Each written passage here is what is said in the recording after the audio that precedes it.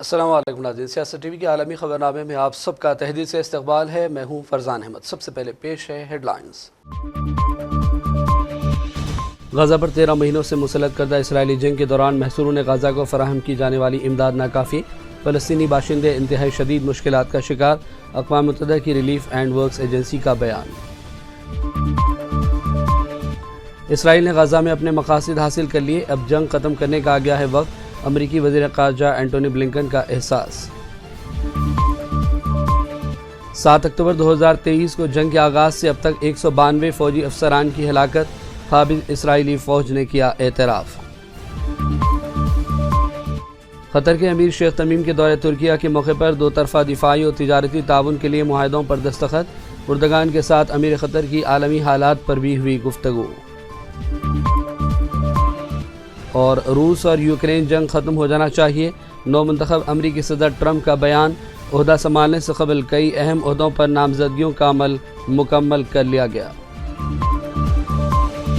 Head lines آپ نے دیکھی اور اب پیش خبروں کی تفصیلات۔ شروعات کریں گے بڑی بین الاقوامی خبروں سے۔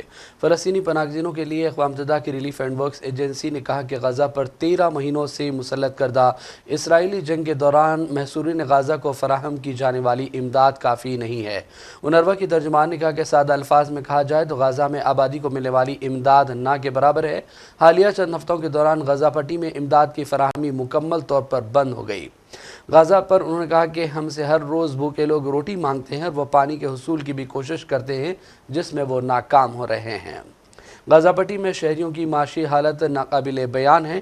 حالیہ دنوں میں عالمی تنظیموں اور اقوام متحدہ نے غزہ کے علاقے خاص طور پر شمالی غزہ میں قحط کے خطرے سے خبردار کیا ہے۔ ایک جانب ظالم اسرائیل پے در پہ حملے کر رہا ہے، وہیں دوسری جانب امداد کو بھی روک دیا گیا ہے جس سے فلسطینی باشندے سخت مشکلات کا شکار ہیں۔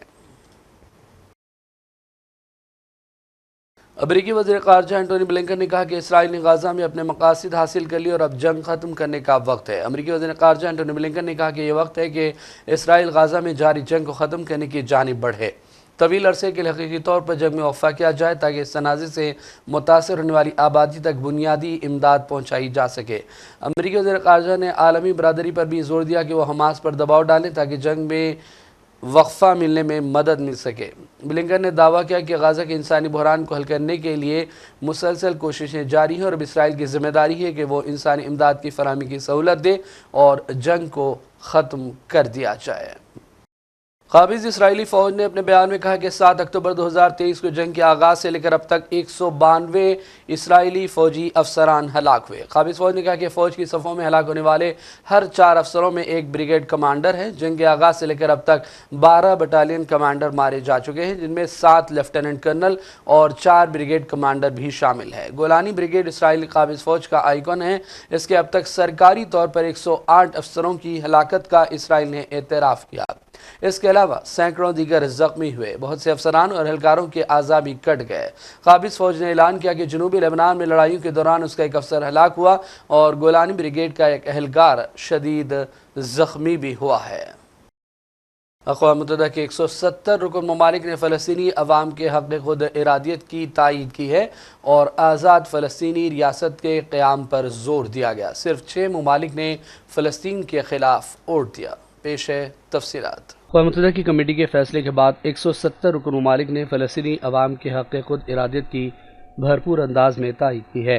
سماجی، انسانی اور ثقافتی مسائل پر غور کرنے والی تیسری کونسل میں فلسطینی عوام کے حق خود ارادیت سے متعلق مسودہ قرارداد پر رائے دہی مکمل ہو گئی۔ اس قرارداد کو 170 مثبت ووٹوں اور 6 منفی ووٹوں کے ساتھ منظور کر لیا گیا، جبکہ 9 ارکان نے غیر جانبداری کا مظاہرہ کیا۔ ارجنٹینا، اسرائیل، مائکرونیشیا، ناروے، پیراگوئے اور امریکہ نے مسودہ قرارداد کے خلاف میں ووٹ دیا۔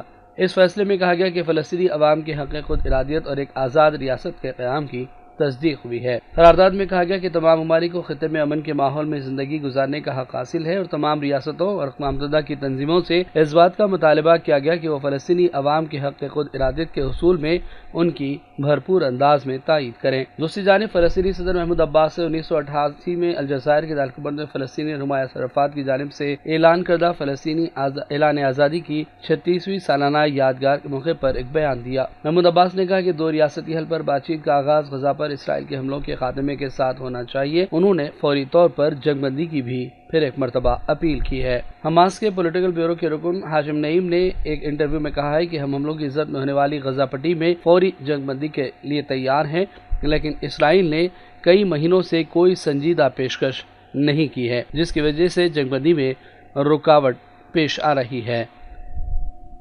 بیورو رپورٹ، سیاست ٹی وی۔ قطر کے امیر شیخ تمیم کے دورہ ترکیہ کے موقع پر دو طرفہ دفاعی اور تجارتی تعاون کے فروغ کے لیے معاہدوں پر دستخط ہو گئے۔ نئے معاہدات میں ٹیکنالوجی کے میدان میں تعاون کا معاہدہ بھی شامل ہے۔ دونوں ممالک کے درمیان یہ دو طرفہ پیش رفت امیر قطر شیخ تمیم بن حمد الثانی کے ترکیہ دورے اور صدر رجب طیب اردگان سے ملاقات کے موقع پر سامنے آئی ہے۔ دونوں ممالک کے سربراہان نے خطے کی صورتحال کے علاوہ بین الاقوامی منظرنامے اور باہمی دلچسپی کے امور پر بات چیت کی۔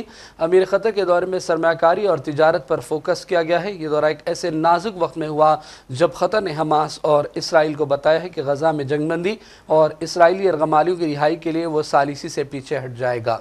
امیر قطر کے دورے سے ترکیہ کے ساتھ قطر کے تعلقات اور معاہدات میں اہم پیش رفت متوقع ہے۔ امریکہ کے نو منتخب صدر ڈونالڈ ٹرمپ نے کہا کہ روس اور یوکرین جنگ ختم ہو جانا چاہیے۔ ٹرمپ نے امریکہ فرسٹ پولیٹکس انسٹی ٹیوٹ کے لیے فلوریڈا میں اپنی حویلی میں منعقدہ گالا پروگرام سے خطاب کیا۔ حالیہ دنوں میں روس یوکرین جنگ میں فوجیوں اور عام شہریوں سمیت ہزاروں لوگوں کی ہلاکت کے بارے میں سامنے آئی رپورٹ کا حوالہ دیتے ہوئے ٹرمپ نے کہا کہ ہم روس اور یوکرین پر محنت کریں گے۔ اب روس اور یوکرین کے درمیان جنگ کو ختم ہونا چاہیے۔ ٹرمپ نے اس بات پر بھی زور دیا کہ ان کی انتظامیہ مشرق وسطیٰ کی پیش رفت پر بھی توجہ دے گی۔ ٹرمپ نے عہدہ سنبھالنے سے قبل کئی اہم عہدوں پر نامزدگیاں کر دی ہیں۔ اب تک وہ وزیر دفاع، وزیر خارجہ، homeland security chief, director CIA، department of government efficiency کے سربراہوں کے علاوہ White House chief of staff, اقوام متحدہ میں امریکی سفیر، مشیر برائے نیشنل سیکیورٹی اور اسرائیل کے لیے امریکہ کے سفیر سمیت کئی اہم عہدوں پر نامزدگیوں کا عمل مکمل کر چکے ہیں۔ امریکہ کے نو منتخب صدر ڈونالڈ ٹرمپ کی وائٹ ہاؤس میں واپسی پر اقوام متحدہ سمیت دیگر بین الاقوامی ادارے غیر یقینی حالات کا شکار ہو گئے۔ ٹرمپ نے اپنے پہلے دورے حکومت میں اقوام متحدہ کی ایجنسیوں برائے صحت اور خاندانی منصوبہ بندی کے لیے فنڈنگ روک دی تھی، جبکہ ثقافتی اور انسانی حقوق کی تنظیموں میں سے امریکہ کی رکنیت کو ختم کیا گیا تھا۔ ٹرمپ نے عالمی تجارتی ادارے کے قواعد و ضوابط کو نظر انداز کرتے ہوئے چائنا اور اپنے اتحادی ممالک پر بھی عائد ٹیرفز میں اضافہ کیا تھا۔ امریکی تھنک ٹینک کا کہنا ہے کہ ڈونالڈ ٹرمپ اقوام متحدہ کو ایک ایسی تنظیم کے طور پر نہیں دیکھتے جہاں سنجیدہ سیاسی معاملات پر بات چیت ہو سکے، بلکہ اپنے خدامت پسندانہ عالمی ایجنڈے کے لیے اس کا غلط استعمال کریں گے۔ ٹرمپ نے اپنی پہلی مدت میں امریکہ کو سال 2015 کے پیرس ماحولیاتی معاہدے سے بھی نکال لیا تھا، اور صدر بائیڈن کے شمولیت اختیار کرنے کے بعد ایک مرتبہ پھر یہ توقع ہے کہ ٹرمپ پھر ایک مرتبہ اس معاہدے سے علیحدگی اختیار کر لیں گے۔ اور اب آخر میں ہیڈ لائنز پر ڈالیں گے ایک اور نظر۔ غزہ پر 13 مہینوں سے مسلط کردہ اسرائیلی جنگ کے دوران محصورون غزہ کو فراہم کی جانے والی امداد ناکافی، فلسطینی باشندے انتہائی شدید مشکلات کا شکار، اقوام متحدہ کی ریلیف اینڈ ورکس ایجنسی کا بیان۔ اسرائیل نے غزہ میں اپنے مقاصد حاصل کر لیے، اب جنگ ختم کرنے کا آ گیا ہے وقت، امریکی وزیر خارجہ اینٹونی بلنکن کا احساس۔ 7 اکتوبر 2023 کو جنگ کے آغاز سے اب تک 192 فوجی افسران کی ہلاکت، قابض اسرائیلی فوج نے کیا اعتراف۔ قطر کے امیر شیخ تمیم کے دورہ ترکیہ کے موقع پر دو طرفہ دفاعی اور تجارتی تعاون کے لیے معاہدوں پر دستخط، اردگان کے ساتھ امیر قطر کی عالمی حالات پر بھی ہوئی گفتگو۔ اور روس اور یوکرین جنگ ختم ہو جانا چاہیے، نو منتخب امریکی صدر ٹرمپ کا بیان، عہدہ سنبھالنے سے قبل کئی اہم عہدوں پر نامزدگیوں کا عمل مکمل کر لیا گیا۔ عالمی خبرنامے کا سلسلہ فی الحال یہی ختم کرتے ہیں۔ محمد فرزان احمد کو پوری ٹیم کے ساتھ اجازت دیں۔ دیکھتے رہیے سیاست ٹی وی۔ اللہ حافظ۔